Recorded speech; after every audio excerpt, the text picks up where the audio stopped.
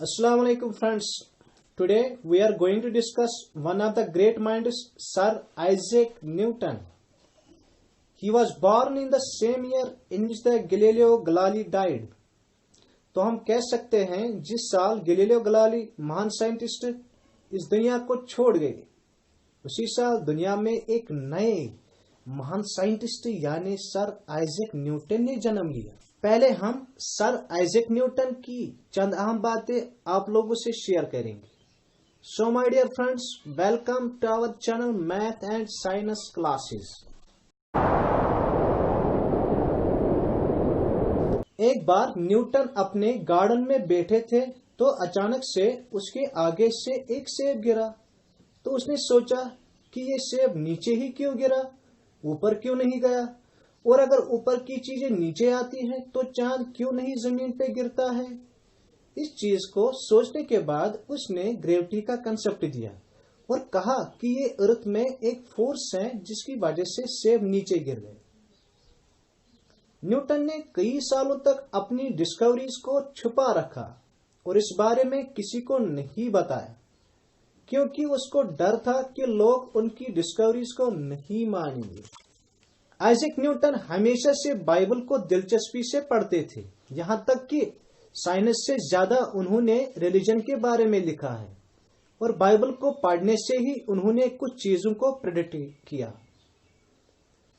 Isaac Newton के अनुमान के मुताबिक ये दुनिया 2060 से पहले खत्म नहीं हो सकती।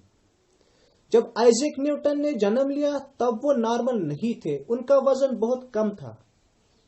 आइजैक न्यूटन के फादर का नाम आइजैक न्यूटन ही था।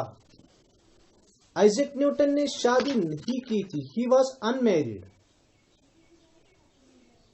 जिस एप्पल ट्री से आइजैक न्यूटन को ग्रेविटी का आइडिया आया, उस ट्री की स्पीशीज और उसकी लकड़ी आज भी इंग्लैंड में महफूज है।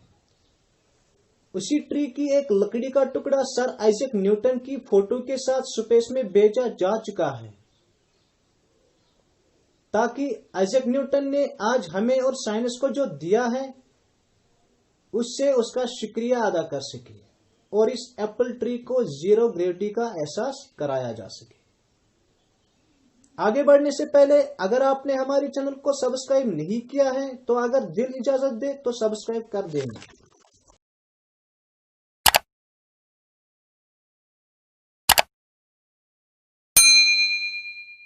Isaac Newton was a mathematician, astronomer, author, historian and philosopher. Sir Isaac Newton was born on 1643 in England.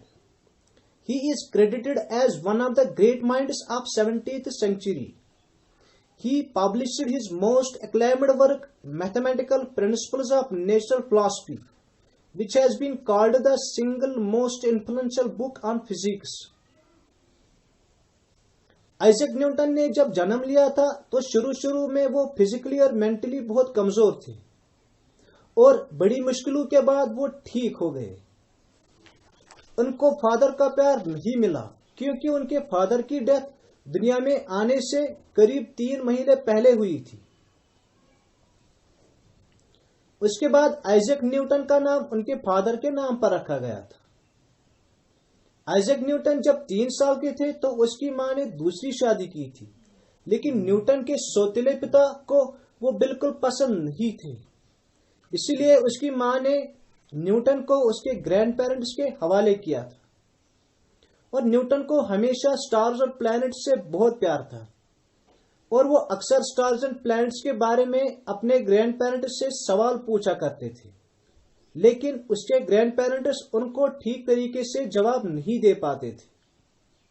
Isaac Newton को जब स्कूल में दाखिला किया गया तो वहां अक्सर उनको स्कूल के बच्चे सताते थे क्योंकि वो पढ़ाई में बहुत कमजोर थे और एक दफा उन्होंने एक बच्चे के साथ लड़ाई की थी, जिसकी वजह से उनको स्कूल से रेस्टिगेट किया गया था